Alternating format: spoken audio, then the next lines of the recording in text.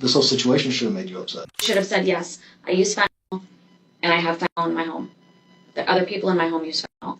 That would have been... I should have done that. Yes. I should have just told you guys up front where mine was so you knew it wasn't mine. And I know I should have gotten in trouble, but... What did you do with yours? They did something with it. Like, as soon as I called for them and told them that she was passed away and that call 911, they was like, where's your... And I was like, put up. They were like, give it to me.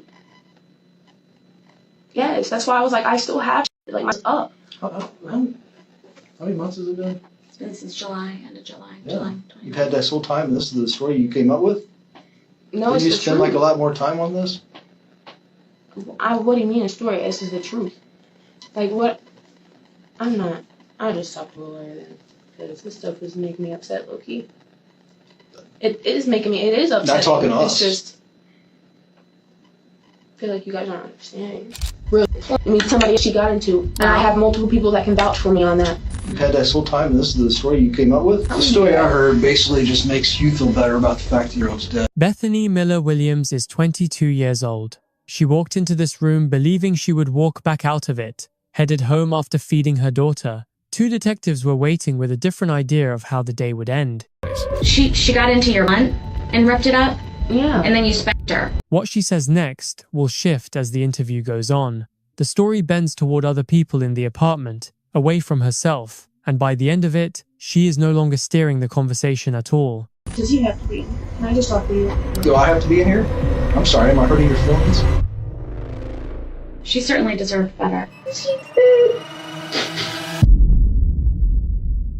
On the night of July 29th, 2024, officers in Westwood, on Cincinnati's west side, responded to a 911 call from an apartment. The person who dialed for help did not identify herself as the mother.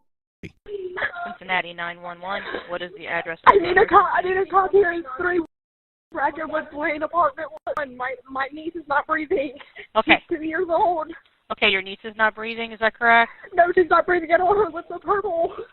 Inside, they found Alayla Bradley unresponsive. She was rushed to the hospital, where she was pronounced dead a short time later. What happened inside that apartment, and what did not happen in the hours before that call, would become the subject of the interrogation to follow. Toxicology results showed a lethal amount of drugs in Alayla's system. Her mother, 22-year-old Bethany Williams, was brought in for questioning. She would not be leaving as a free woman. She did not know that yet. You remember Dwayne and my name's Kelly. They told you why you're here, right? No, they told me what my charge was for, so I two and two together, you know what I mean? Okay. But I asked them instantly, like, am I the only one that has a warrant? Yes, you are. Why is that? Well, we're going to talk about all that, but I have to Can go I over call your... my dad, please? Not right now. Like this time. You'll be able to call him from the Justice Center, but I need to go over your rights with you because we're in a police facility and you're not free to go. It's the law, okay? Are you familiar with your rights? Have you ever heard anybody's rights being read to them before, like on TV or anything like that? Yeah, somewhat. Okay. Well, I'll go over them with you and I'm going to make sure that you understand them.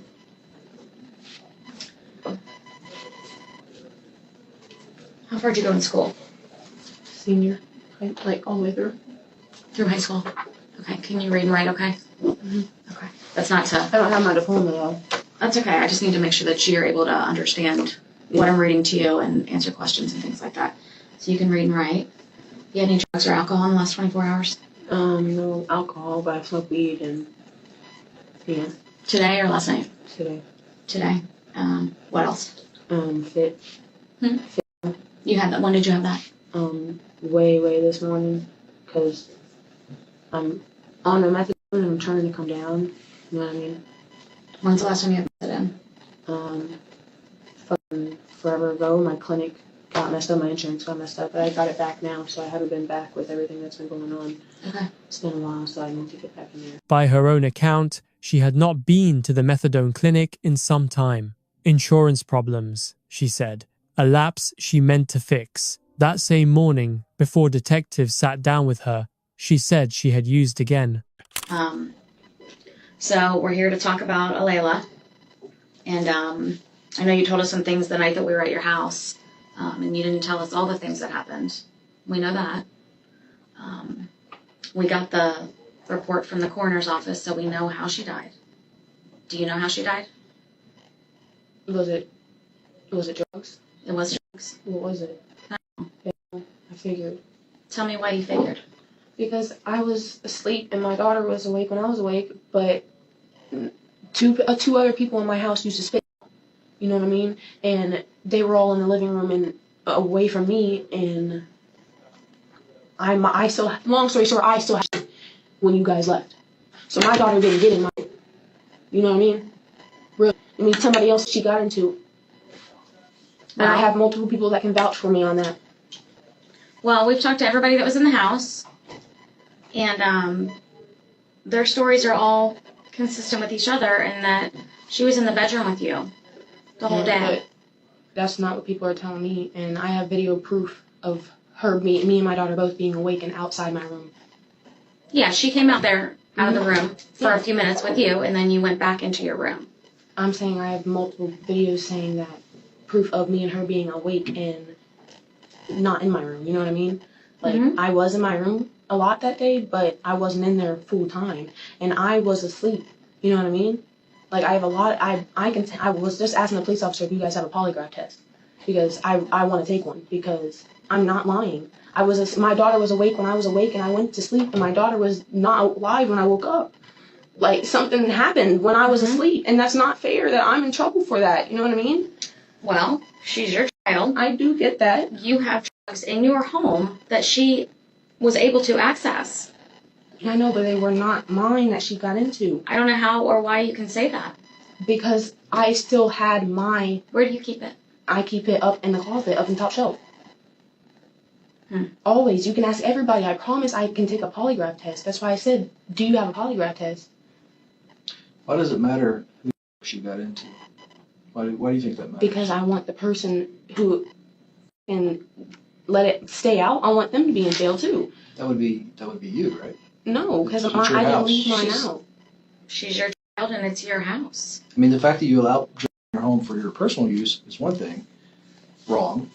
And then the fact that you let other people come into your home around your child to use drugs is another thing, but still wrong. I don't understand where you're dividing this line like, I'm okay because the people I allowed to come in and use fentanyl caused this, not me.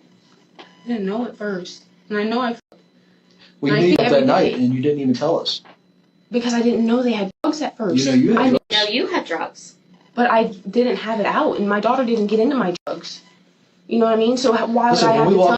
I understand that, but why would I have to tell you guys It would be if she something didn't that get you into my realize drugs? something that's wrong here as well.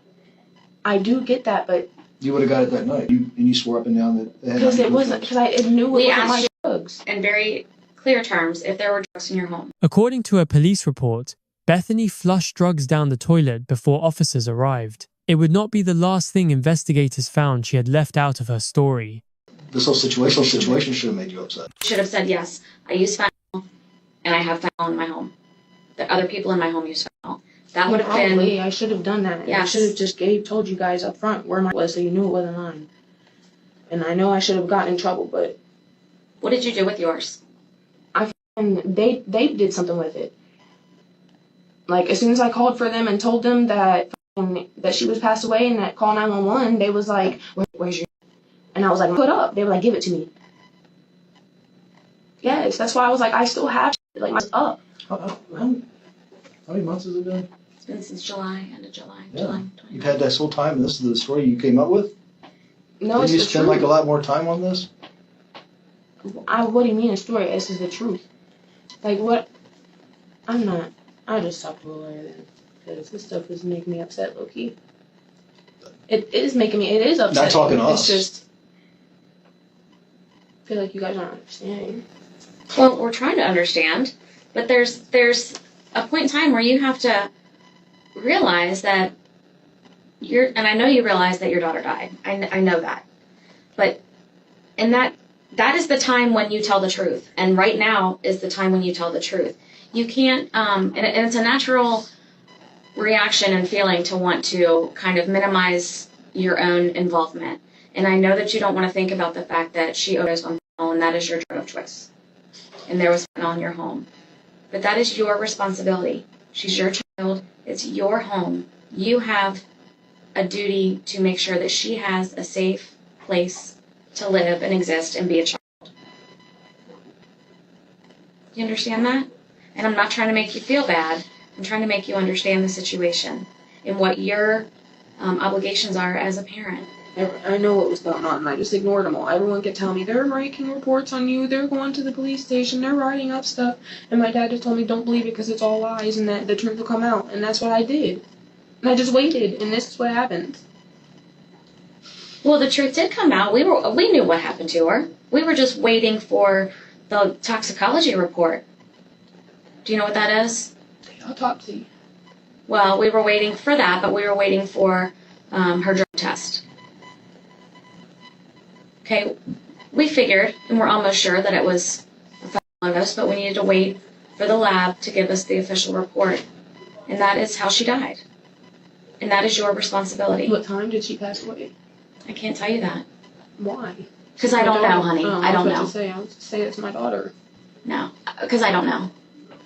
What time do you think she got into it? I don't know, because my daughter was, when I woke up at 5 o'clock, I think it was about 5 o'clock, she was up and running around in my room, like, you know what I mean? And I saw that she broke my blunt up in 2,000 pieces, so I whooped her little butt, and I put her into bed with me, and she was sitting up watching TV, and I fell asleep watching TV. And then I woke up a couple hours later, around the 9 o'clock area again, where Leanne came into my room, and everyone's even saying it's weird that she went into my room. But she went into my room, we were talking for a couple minutes, and that's when she lifted up the blanket on Lay and checked on her. And I didn't feel the need to check on her because she checked on her, you know what I mean? I think she was probably already deceased at that point. And that's what we all put that together. So I laid back down, woke up again at like 11 o'clock. That's when I found out she passed away, and I called you guys. And so we all thought, like, when I moved her over, she was a little stiff. So we all, this is what we were thinking when you said you hadn't put time to, whatever, I don't remember what you said, but you didn't put time to think of something. No, over time, I was trying to think of everything, you know what I mean? This is what I thought of over time. But rigor mortis already kicked in, which means she was already passed away at 9 o'clock when she came in and said she checked on her. So why would she, that's weird, why would she lie? Like, also in the apartment that day was a woman named Leanne, who Bethany allowed to use drugs in her home, along with several others. According to detectives, Leanne checked on Alayla under the blanket around 9 o'clock that evening. By then, medical examiners would later determine rigor mortis had already begun to set in. Alayla had likely been dead for hours. I know what happened, but I don't know how to say what I think happened, because then you guys are not going to believe it, I don't think. But a lot of people think that this happened. A lot of people did. My dad, my aunt, my baby daddy, my friends, everybody that was there that night.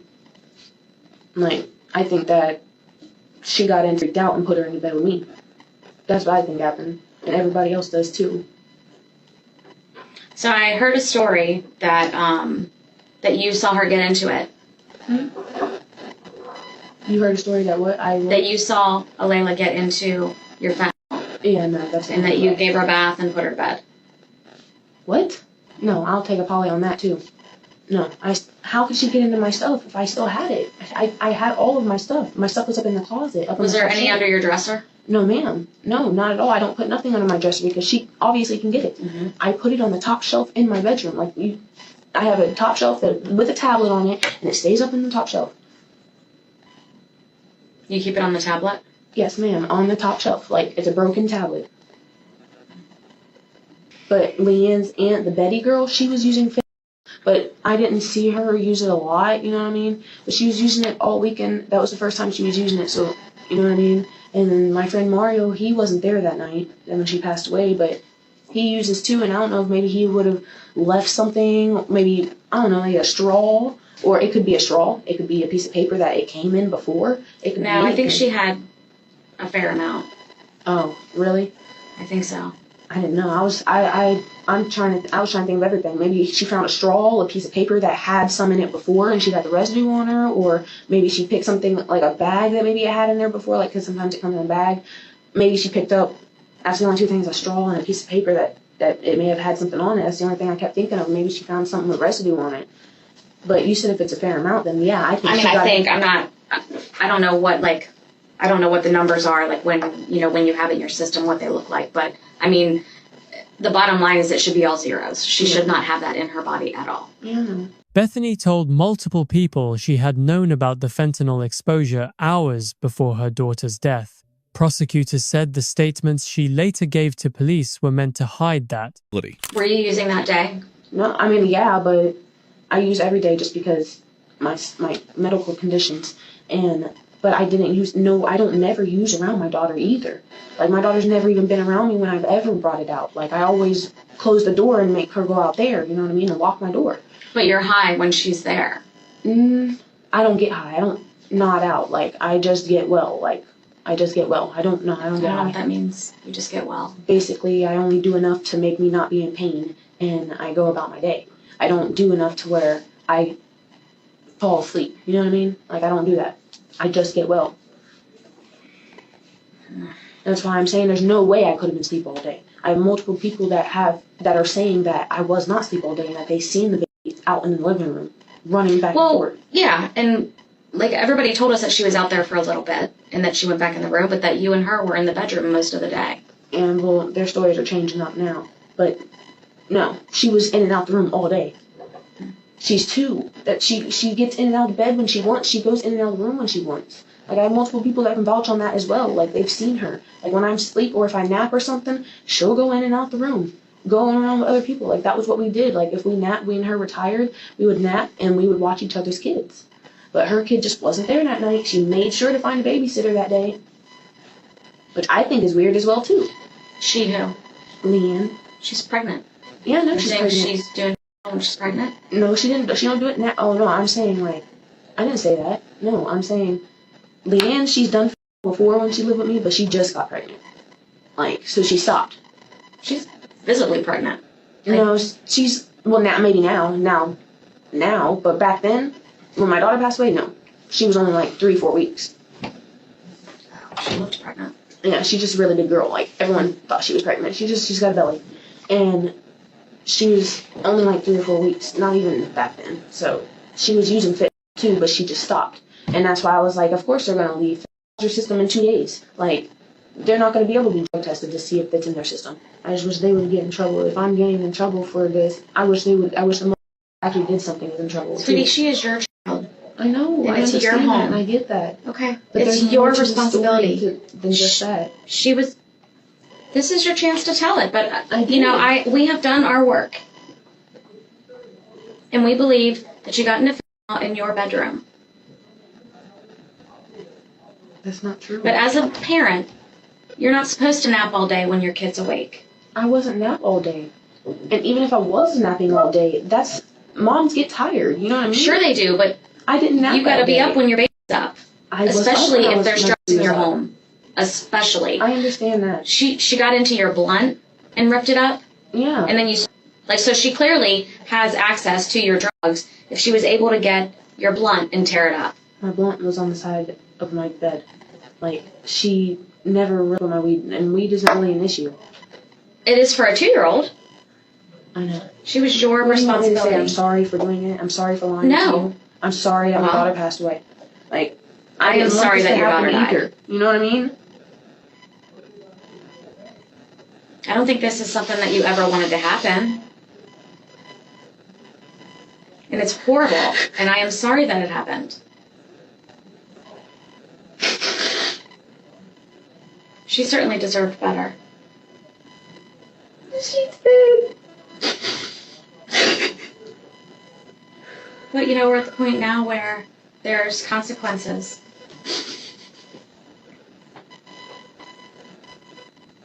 And this is the consequence.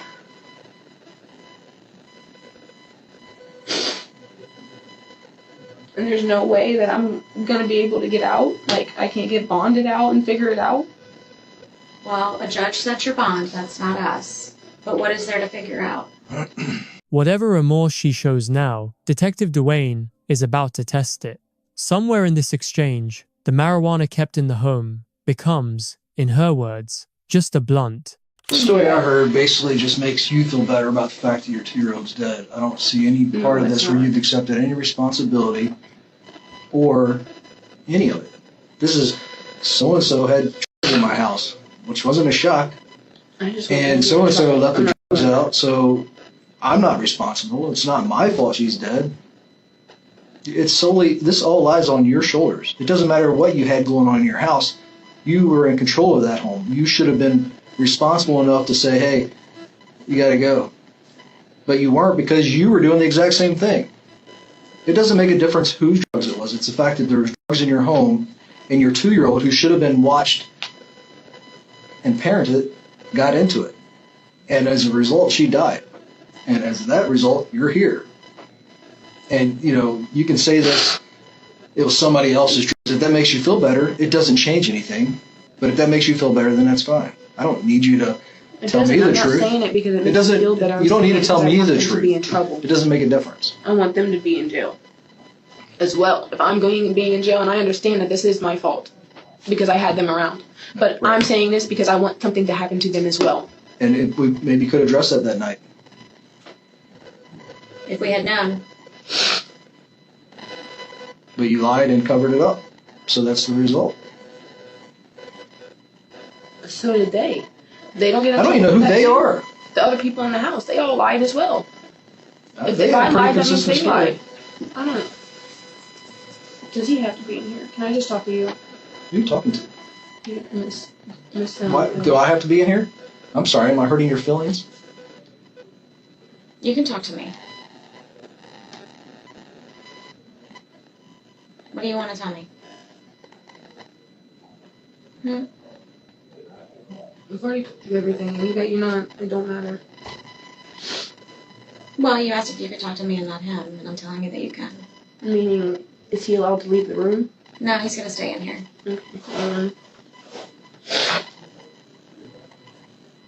Is there something you want to tell me that you don't want him to hear? Everything. Okay. I mean, this isn't personal. I can step out of the room. I'll step out. Okay.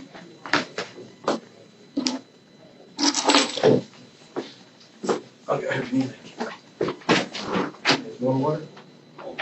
No, thanks. Will you get her one more? Thanks. Detective Dwayne stepped out of the room. Alone with the remaining detective, Bethany did not change her story.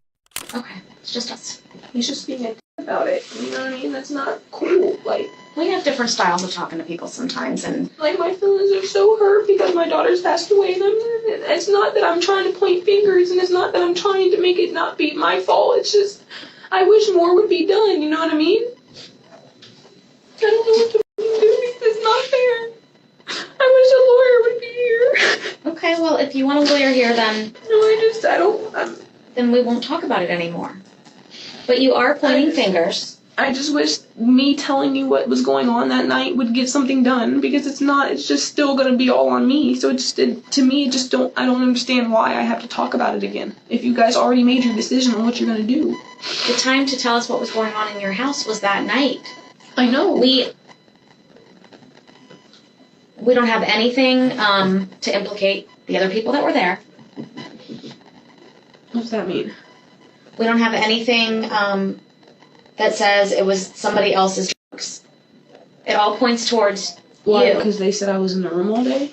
You said you were in the room all day also. I was, but like in and out, but that don't mean my daughter got in my room. I'm telling you, that's not what happened. So this is where it looks from where I'm sitting, okay? Is you have fentanyl in your home, and you keep your marijuana right there where she can get it. So if you're doing drugs, you could have put that anywhere, and she could have gotten it. And you even said it could have been on a piece of paper or a baggie or something, which tells me that you're careless with... No, I mean, if Mario was there, it could have been on a piece of paper or in a straw. But, sweetie, it is your home. I know, but... It is your responsibility to make sure that there are things that are dangerous to her she cannot get to. Just like you keep cleaning supplies somewhere else where she can't get them and drink them. It shouldn't be in your home, first of all, but the reality is that it was there, right? So, understand that this seems like it's not fair, but really what's fair is what happened, thank you, to Alayla, right? That's what's not fair. I know.